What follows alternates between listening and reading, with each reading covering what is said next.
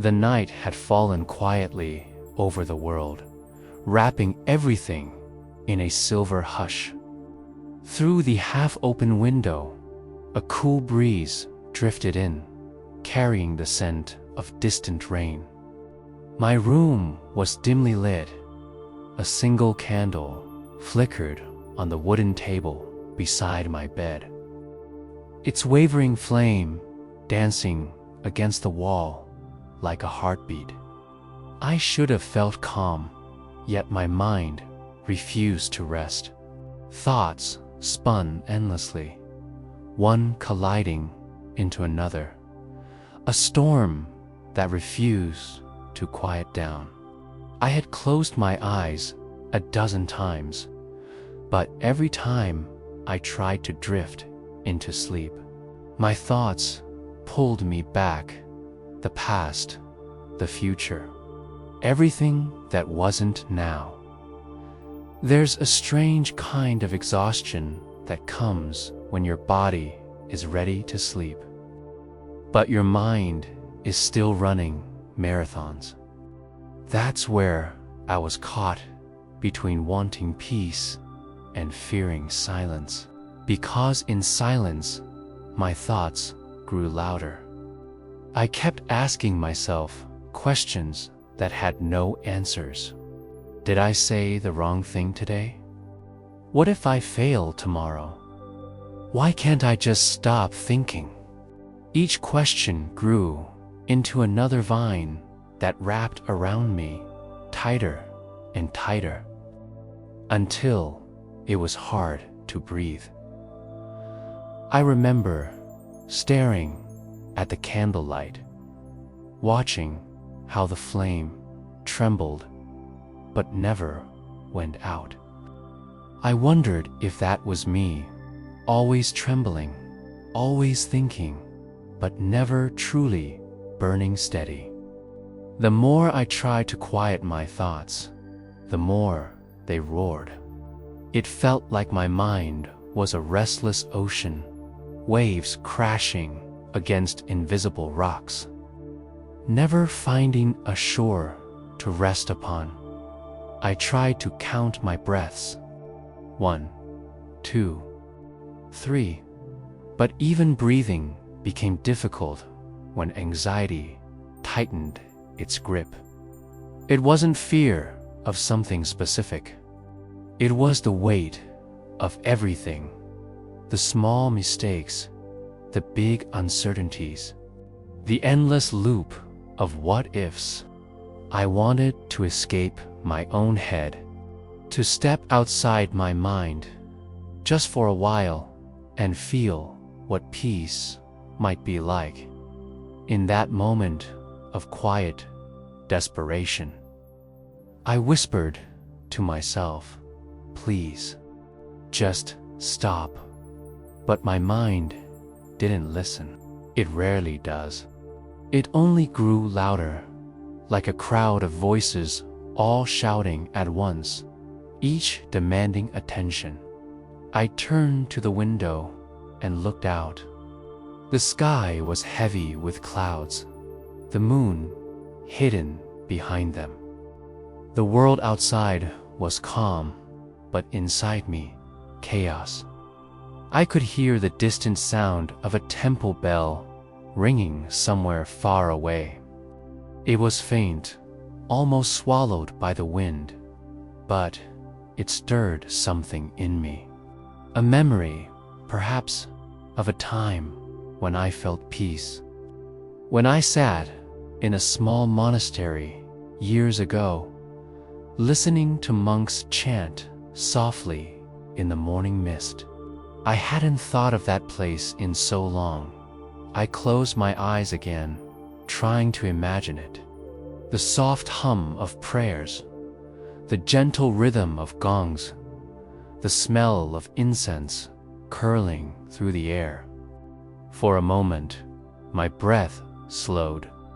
Something deep within whispered, "Go back."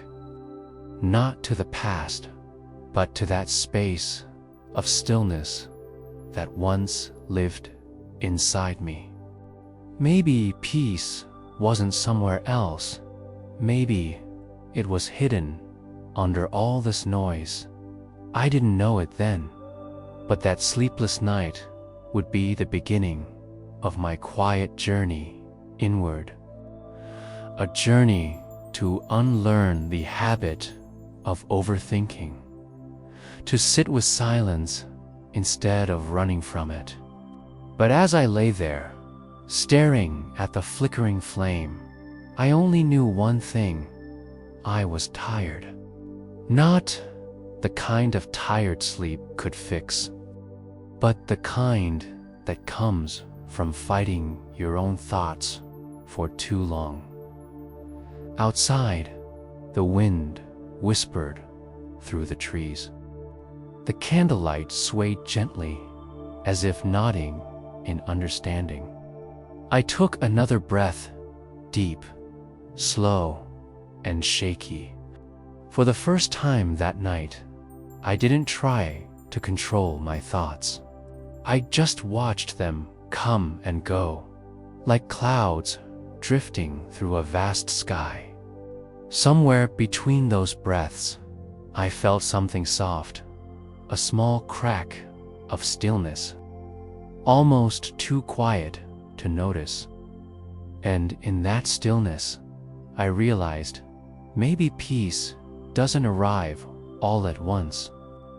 Maybe it begins with a single breath that doesn't ask for anything, not even sleep. Just being . The next morning, when the first light of dawn slipped through the gray clouds, I found myself walking aimlessly down a quiet road that led out of the town. I didn't know where I was going. I only knew that I needed to go somewhere. My heart felt heavy, and yet, deep down, there was a strange pull, a quiet calling that whispered to me to keep walking. The city's noise faded behind me, replaced by the sound of birds awakening and the crunch of gravel beneath my feet. For the first time in a long while, I didn't have a destination. I just wanted peace. The road twisted through the hills, and after a long climb, I saw something that made me stop. Hidden among the trees, half covered by morning mist, stood a small monastery. The wooden gate was simple, weathered by years of rain and wind. Above it hung a small bell that swayed gently in the breeze. The sound it made was so soft, so pure, that it felt like the air itself was breathing peace. I hesitated for a moment, unsure if I should enter. But then I heard the faint echo of chanting, low, rhythmic, and calm. Without thinking, I stepped through the gate. Inside, everything moved slowly, as if time itself bowed to stillness. A few monks were sweeping the courtyard with bamboo brooms, each movement graceful and deliberate. Their faces were serene, untouched by hurry or worry. I felt awkward standing there in my restless energy, like a storm that had stumbled into a quiet garden. One of the monks, an elderly man with a face lined by both time and kindness, looked up and smiled. "You've come a long way," he said softly. I nodded, unsure how he knew. "I didn't plan to come here," I replied. "I just kept walking." He chuckled, his eyes glimmering. "No one plans to find peace. It simply happens when you stop searching for something else." He gestured for me to follow. I walked behind him through a stone path surrounded by old cherry trees. The petals had begun to fall, creating a carpet of white and pink beneath our feet. The monk led me to a small open hall where a single statue of the Buddha sat in silence. The morning light fell on its calm face, and I felt a strange warmth in my chest, something between comfort and recognition. The monk motioned for me to sit. I did, though uneasily. The air smelled faintly of sandalwood and tea. For a while, we sat in silence, just breathing. My mind, however, refused to stay still. Thoughts came rushing again, about work, about life, about the endless worries that chased me even here. My body was here, but my mind had already run 1,000 miles ahead. The monk spoke again, his voice calm as still water. "Tell me, what troubles you?" I hesitated, then said quietly, "I can't stop thinking. My mind keeps moving, even when I want it to rest.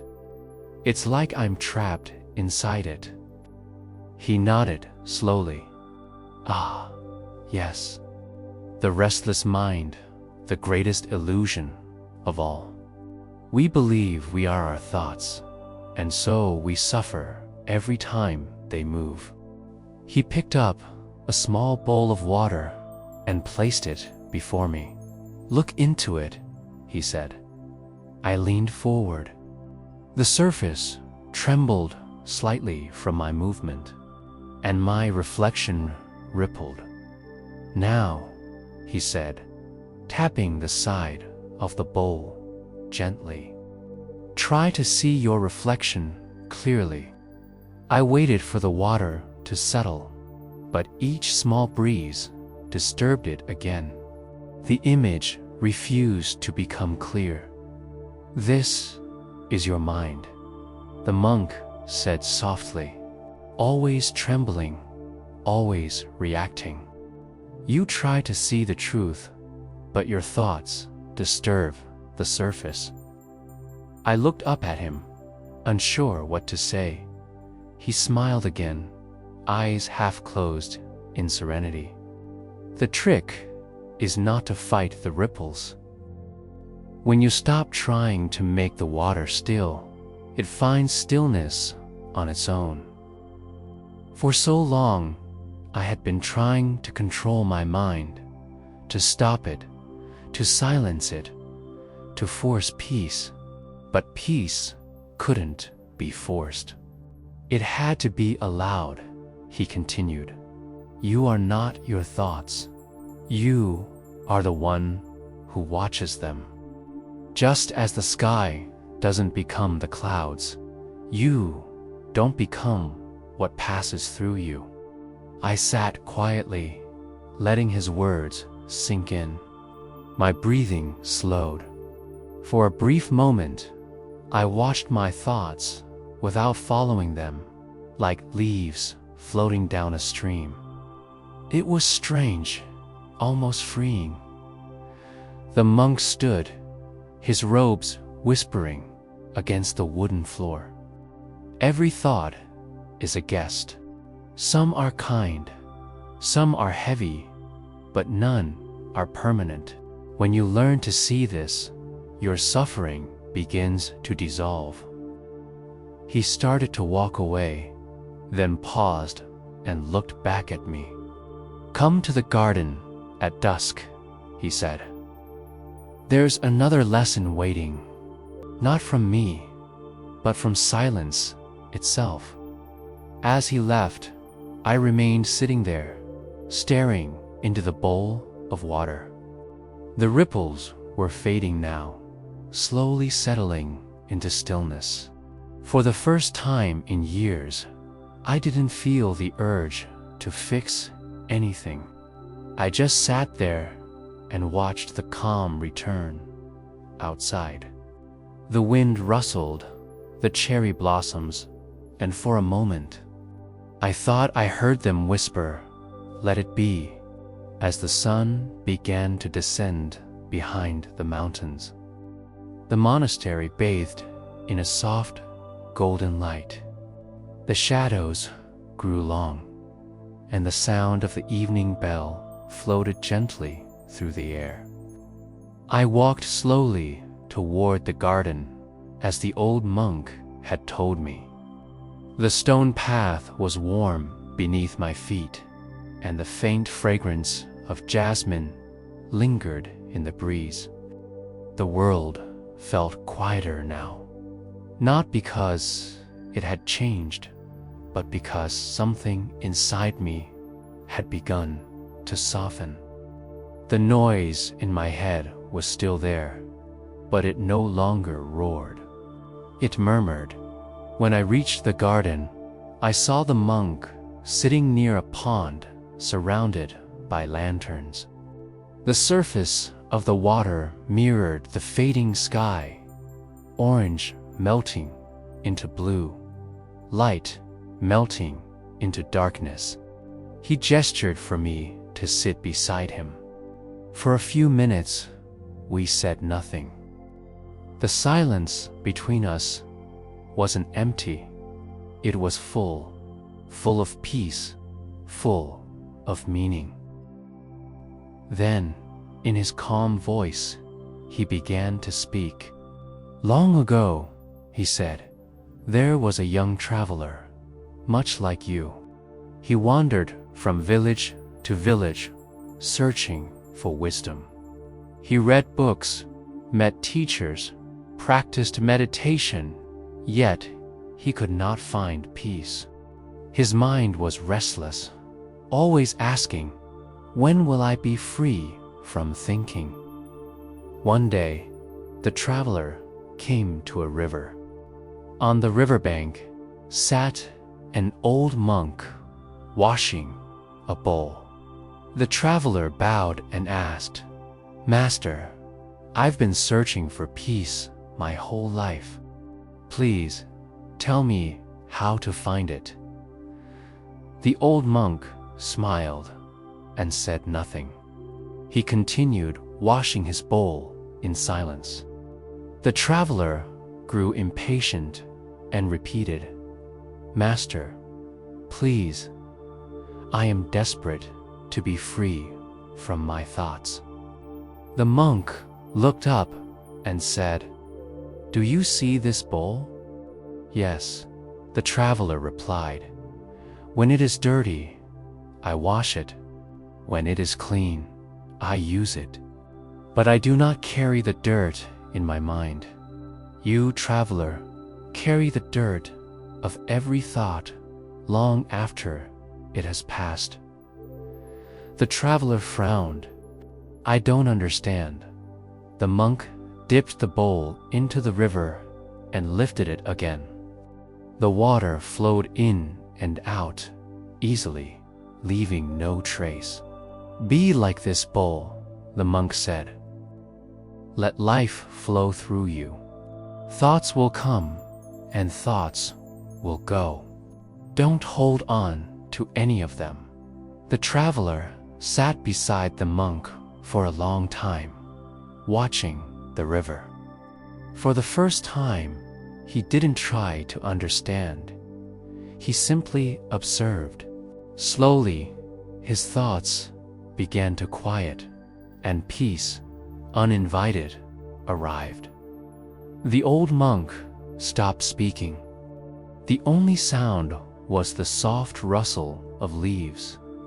I stared at the pond, watching a single leaf drift across the surface. The reflection of the lanterns shimmered in the ripples. I thought about the traveler and his bowl, how I, too, carried the dirt of every thought, memory, and worry. Every regret I had ever held, every fear about tomorrow. I carried them all like stones in my chest. Your mind, the monk said, after a pause, is like that river.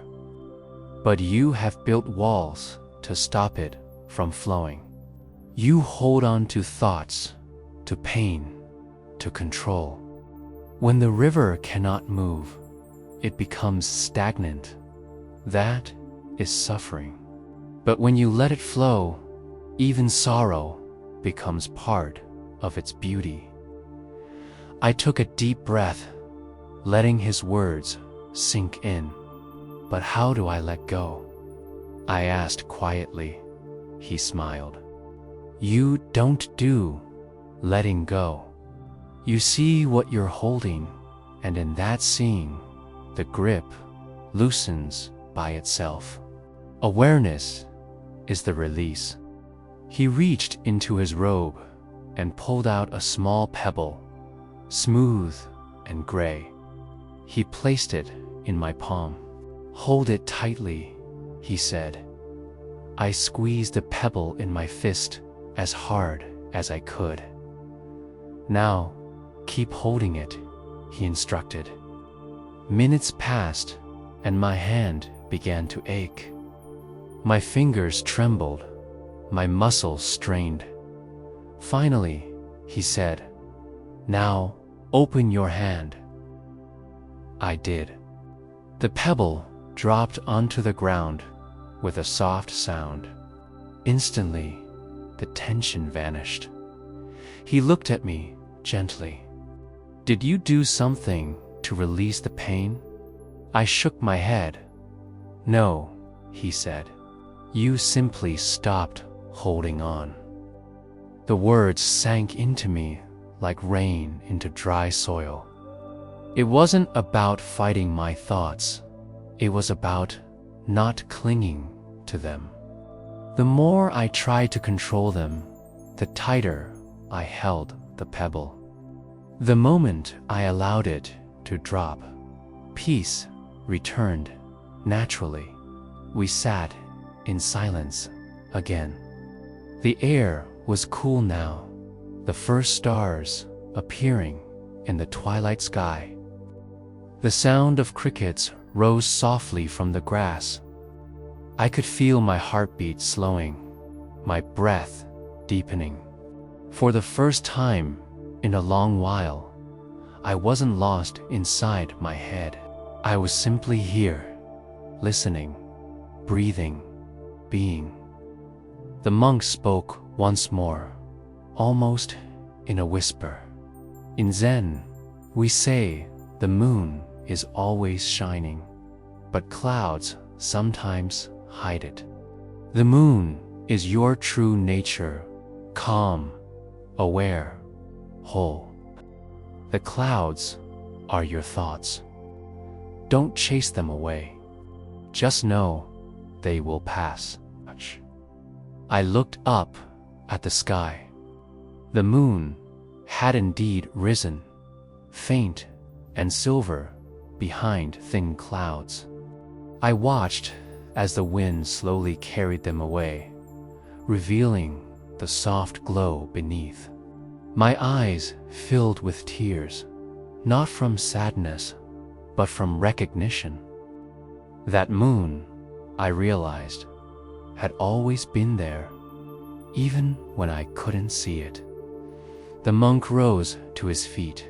Peace is not found by running away from your mind, he said. It is found by watching it with compassion. He began to walk back toward the monastery, lantern light flickering against his robe. I stayed behind, watching the moonlight ripple on the pond. The pebble lay beside me, small and ordinary, yet it felt like a key to something that had always been mine, but that I had forgotten, the ability to simply let go. As the night deepened, I closed my eyes. The sound of the river, the whisper of the wind, The steady rhythm of my breath all melted into one. For the first time, I wasn't trying to be calm. I simply was. And in that quiet being, I began to understand the truth the monk had been pointing to all along. Peace doesn't come when the mind is empty. It comes when the heart stops resisting what already is. That night, I stayed in one of the monastery's small wooden rooms. There was no bed, only a straw mat, a folded blanket, and a candle that burned quietly in the corner. Outside, the world was wrapped in a deep, living silence. I lay there, listening to the sound of the wind brushing through the bamboo grove. The distant call of an owl, the occasional whisper of the temple bell swaying in the breeze. Every sound seemed softer here, as though the whole world had slowed down to breathe with me. For the first time in what felt like years, my thoughts didn't feel like enemies. They came, they went, and I didn't try to chase them away. I simply watched them move, like clouds drifting through an endless sky. I remembered what the old monk had said. "You are not your thoughts." It echoed inside me again and again, until something loosened in my chest. The more I listened, the lighter I became. My overthinking mind, once a cage, began to feel more like a doorway. At some point, I drifted into a half-sleep, that strange space between dreaming and waking.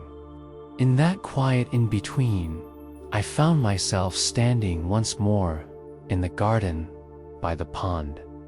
The moonlight shimmered across the water, and the monk was there again, though this time he said nothing. He only looked at me with a soft smile. In his eyes, I saw no demand, no lesson, only acceptance. Then he slowly gestured toward the pond. I looked down and saw my own reflection. It was calm, still, not broken by ripples anymore. When I woke, dawn had arrived. The first rays of sunlight touched the wooden floor. The air smelled of morning dew and incense. I sat up, feeling an unfamiliar stillness within me. It wasn't dramatic or overwhelming. It was subtle, quiet, the way dawn replaces darkness without trying. I stepped outside, barefoot, onto the stone path. The monastery was waking up, a few monks sweeping leaves, others chanting softly in the hall. The sound of the chanting wrapped around the place like a gentle heartbeat. I walked to the garden again. The same pond, the same trees, but everything looked different now. Or maybe I was different. The monk was already there, sitting under a cherry tree, sipping tea. He looked at me and smiled. "How is your mind today?" I paused, thinking about how to answer. "It's quiet," I said softly. "Still there, but quiet. That is enough." The mind does not need to be silent forever. It only needs space to breathe. When you stop wrestling with it, it becomes your friend. He poured a second cup of tea and handed it to me. The warmth seeped into my palms. The steam rose slowly, twisting and fading into the cool morning air. "Do you see how this steam rises?"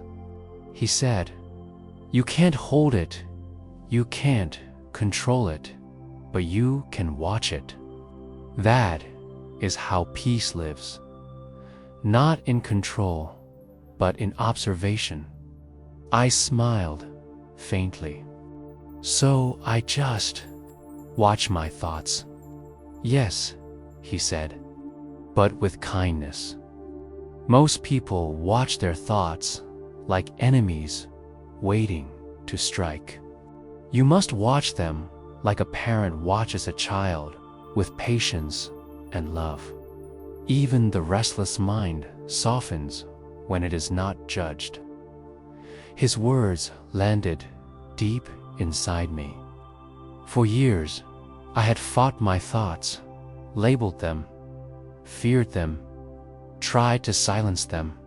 But here, sitting with a cup of tea in hand, I realized how unnecessary that battle had been. My mind didn't need to be conquered. It needed to be understood. He closed his eyes for a moment, then said quietly, "Do you know what liberation is? It is not the absence of thought or pain. It is seeing them arise without becoming them. It is standing in the middle of the storm and realizing that you are the sky." I let those words settle. The wind moved gently through the branches, scattering a few petals across the pond. I watched them fall, slow and weightless, landing softly on the surface. There was no struggle, no resistance, just the grace of falling. And suddenly, something shifted in me. It was small, almost imperceptible, a feeling of release. My chest loosened. My breath deepened. It was as if all the heaviness I had carried, the endless thoughts, the fears, the worries, had quietly dissolved into the morning air. I felt lighter, but not in a way that was euphoric. It was more natural, as though I had remembered something I had always known, but had forgotten long ago. I looked at the monk. "Is this peace?" He smiled gently. "No," he said. "This is the space where peace begins. True peace is not a moment. It is a way of being. You must nurture it every day, with awareness, with compassion, with surrender." We sat there together in silence. The sun rose higher, the sky shifting from gold to blue. The temple bell rang, its tone clear and eternal. And for once, I didn't think about what came next. Not the future, not the past, not even myself. I just existed as part of everything around me. The monk finally stood and looked toward the mountains. "When you leave here," he said, "the world will test this peace. People will speak harshly. Life will rush again.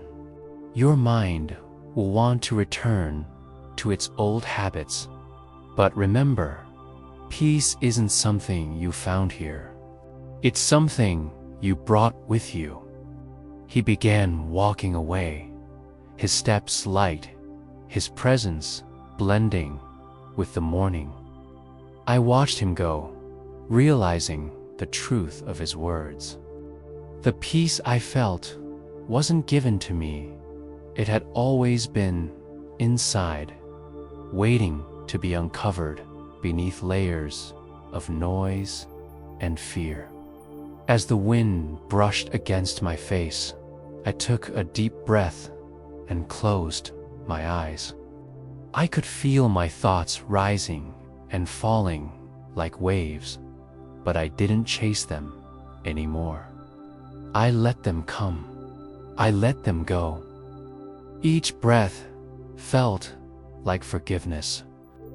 In that moment, I understood what true freedom meant, not escaping the mind, but returning home to it with love.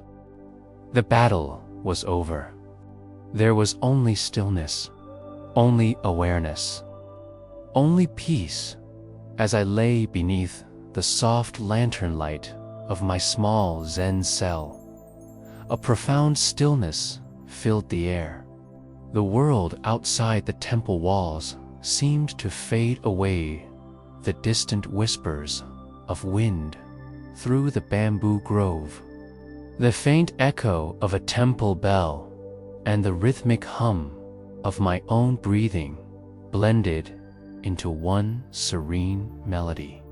For the first time in years, I felt no need to fix, to run, or to prove anything. I was simply here, existing in the silence between one breath and the next. The monk's final words from our evening talk still echoed gently within me. Peace is not something you find, it's something that unfolds when you stop searching. Those words felt like a lullaby to my restless mind. My heart, which once raced through a maze of thoughts, had now slowed to a tranquil rhythm. Every inhale felt like the ocean drawing close. Every exhale like a gentle tide returning to stillness. I realized that the transformation I'd longed for wasn't some grand enlightenment or cosmic event. It was the quiet acceptance of life as it was. The mountain breeze didn't need to change direction. The stream didn't need to rush faster, just flowed naturally. And so could I. I understood now that my anxiety wasn't an enemy, but a signaling invitation to return to awareness, to notice where I was holding too tightly, and to let go as my eyes closed. I recalled the Zen story the master had once told me about the candle and the wind. When you protect the flame too much, it suffocates. When you expose it too much, it burns out. But when you let it flicker, naturally, it glows beautifully in balance. I smiled softly, realizing that my own heart was that candle. I didn't need to shield it from every breeze of life, nor let it be consumed by the storm of overthinking. I only needed to allow it to breathe freely in the open space of the present moment. The sound of the temple gong marked the night meditation hour. The monks' footsteps moved gently through the corridors, their robes brushing softly against the wooden floors. I listened, half awake, half dreaming. Each sound carried a sense of compassion, as if the whole monastery breathed in unison with the rhythm of peace. Somewhere deep within, I whispered a silent gratitude to the teacher, to the wind, to the countless sleepless nights that had led me here. I realized that without my anxiety, I might never have sought stillness. Without my overthinking, I might never have discovered silence. Everything, every struggle, every question had been guiding me home. The monk had once said, "When the mind grows quiet. The universe speaks. Tonight, I finally heard that voice. It wasn't loud or divine.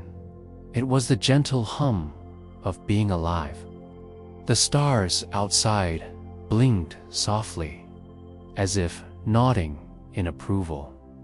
My body grew heavier, sinking deeper into the futon. The scent of sandalwood drifted through the air, soothing my spirit like a tender hand brushing across my forehead. I imagined the master sitting under the old cherry tree, smiling at the night sky, his eyes reflecting the same calm I now felt within. I could almost hear him say, "Rest now. The moon watches over you." With that thought, I let my last fragment of tension melt away. My breath slowed, my body loosened, and I surrendered completely to the stillness. The soft rhythm of crickets filled the silence as my consciousness began to drift gently, peacefully into the space between dreams and awareness. And there, wrapped in the warmth of the moment, I found what I had been searching for all along: not escape, not control, but peace. The kind of peace that asks for nothing, that simply, as I drifted into sleep, I could feel the universe breathing with me, whispering through the cool mountain air, "You are safe. You are free. You are home."